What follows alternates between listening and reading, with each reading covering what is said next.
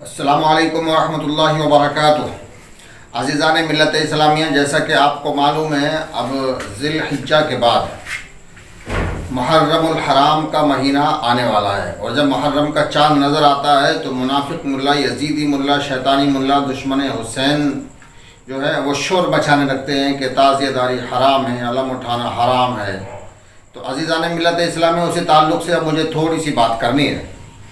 دیکھیے، تعزیہ بنانا اور اس کو گھمانا، علم اٹھانا، اس کا نکالنا، اس کا گھمانا، شہادت امام علی مقام حسین علیہ السلام کی تشہیر کرنا، سید الشہداء کی فتح کا اعلان، یزید ملعون کے ظلم و ستم کا اظہار اور کافر یزید کی شکست یعنی ہار کا اعلان کرنے کے لیے دف بھی بجانا جائز ہے۔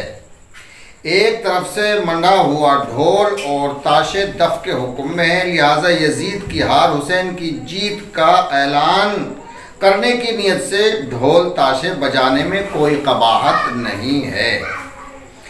تعزیہ داری خوب کریں، آپ تعزیہ داری بند نہ کریں، خوب تعزیہ داری کریں۔ یزیدی شیطانی ملا کے بہکاوے میں ہرگز نہ آئیں۔ یزیدی شیطانی مفتی خود تو تعزیہ داری کرتا نہیں اور عوام کو کرنے نہیں دیتا، اس کا مقصد تعزیہ داری کو روکنا ہے۔ آج کا یزید ذکر حسین، فکر حسین کو مٹانے کی کوشش کر رہا ہے، اور اب سفیان کا پوتا یزید یعنی معاویہ کا بیٹا یزید ذات حسین، مقصد حسین کو مٹانا چاہتا تھا، اور آج کا یزیدی ذکر حسین، فکر حسین کو مٹانا چاہتا ہے۔ نہ اس وقت کا کل کا یزید کامیاب ہوا اور نہ آج کا یزیدی کامیاب ہے، تو آنے والے کل کا یزیدی کامیاب ہوگا۔ عزیزان ملت اسلامیہ، ہر تعزیے کے اوپر حسین کا گنبد، اب میں ان لوگوں کو نصیحت، وصیت اور ہدایت کر رہا ہوں جو لوگ تعزیہ بناتے ہیں، اس بات کو خاص طور سے سنیں۔ تعزیے کے اوپر امام علی مقام حسین علیہ السلام کا گنبد ہونا چاہیے، سنہری رنگ کا گنبد تعزیے کے اوپر سب سے اوپر ہونا چاہیے، اور اس گنبد کے اوپر ایک لال رنگ کا علم یعنی لال رنگ کا جھنڈا ہونا چاہیے، اس جھنڈے پر سنہری رنگ سے یا حسین لکھا ہوا ہونا چاہیے۔ آپ سمجھے؟ تعزیے کے اوپر سنہری رنگ کا حسین کا گنبد کے اوپر لال رنگ کا علم یعنی جھنڈا، اور جھنڈے پر لکھا ہوا ہونا چاہیے سنہری رنگ میں یا حسین۔ میں نے کربلا میں یہی دیکھا، جب میں کربلا گیا، مولا امام علی مقام حسین علیہ السلام کے گنبد پر نظر پڑی تو گنبد کے اوپر لال رنگ کا جھنڈا یعنی علم لگا ہوا تھا، اور جھنڈے پر لکھا ہوا تھا یا حسین۔ تو آپ بھی ایسا ہی کریں، تعزیے کے اوپر آپ مولا حسین کے گنبد کا نقشہ بنائیں سنہری رنگ میں، اور اس کے اوپر ایک جھنڈا یعنی علم لگائیں اور علم پہ لکھیں یا حسین۔ آپ سمجھ رہے ہیں؟ یہ کام آپ ضرور کر لیجئے گا، تو انشاءاللہ الرحمن آپ کو کوئی ٹوکے گا نہیں، کوئی روکے گا نہیں۔ یہ میری نصیحت اور وصیت ہے۔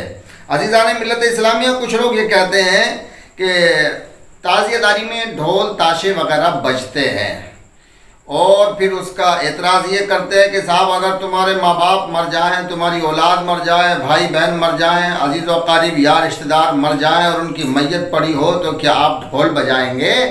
تو عام آدمی کہتا ہے کہ بھئی ایسا کیسے ہو سکتا ہے کہ ہمارے گھر میں میت پڑی ہے اور ہم ڈھول بجائیں؟ ایسا تو ہو ہی نہیں سکتا۔ تو عزیزان ملت اسلامیہ، ایسا جو سوال کرتے ہیں وہ مولوی دھوکہ دیتے ہیں۔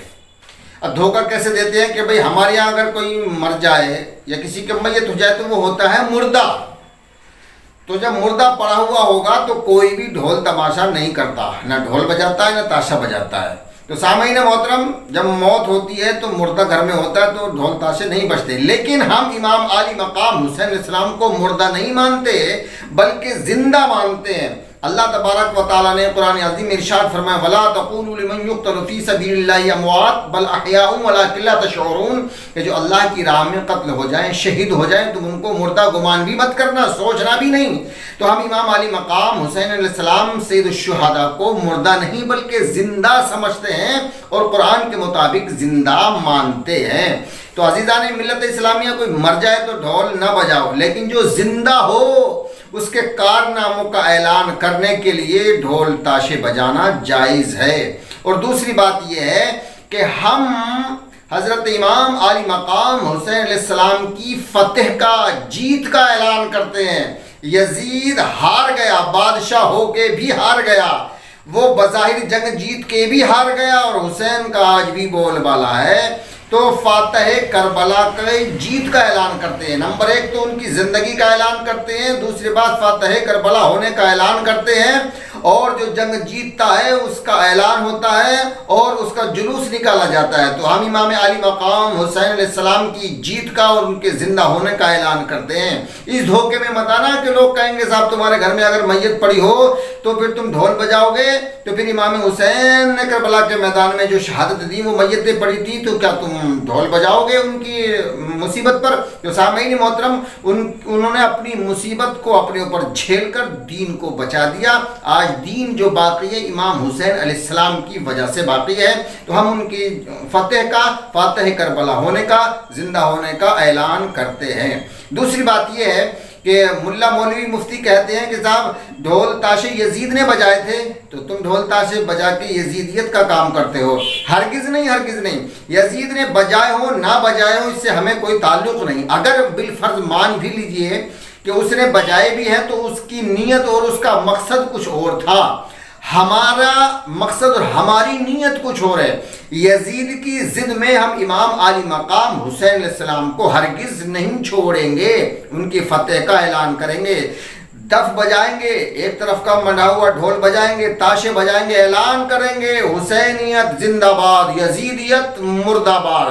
امام علی مقام حسین علیہ السلام کا نام ڈنکے کی چوٹ پر بلند ہوتا ہے۔ یہ ملا مولویوں کو، یزیدی مفتیوں کو، منافق مولویوں کو ہضم نہیں ہوتا کہ حسین کا نام ڈنکے کی چوٹ پر بلند ہو رہا ہے۔ جب ڈھول میں کوئی ڈنکا مارتا ہے تو کہتا ہے حسین زندہ باد، حسینیت زندہ باد، یزیدیت مردہ باد۔ وہ حسینیت زندہ باد، یزیدیت مردہ باد، یہ مفتی کو، مولوی کو، عالم فاضل کو، منافق جہنمی کو ہضم نہیں ہوتا۔ اس لیے یہ لوگ تازی داری کو روکتے ہیں۔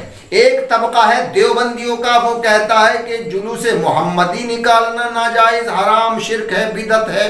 تو ایک نے نانا کے جلوس کو ناجائز کہا، پھر بریلویوں نے کہا کہ حسین کا جلوس ناجائز ہے، تو ایک طبقہ یعنی دیوبندی نے کہا کہ نانا کا جلوس ناجائز ہے، بریلوی طبقے نے کہا کہ نواسے کا جلوس ناجائز ہے۔ ہماری نظر میں تو دونوں ہی ایک ہیں، دونوں ہی یزیدی ہیں، دونوں ہی منافق ہیں۔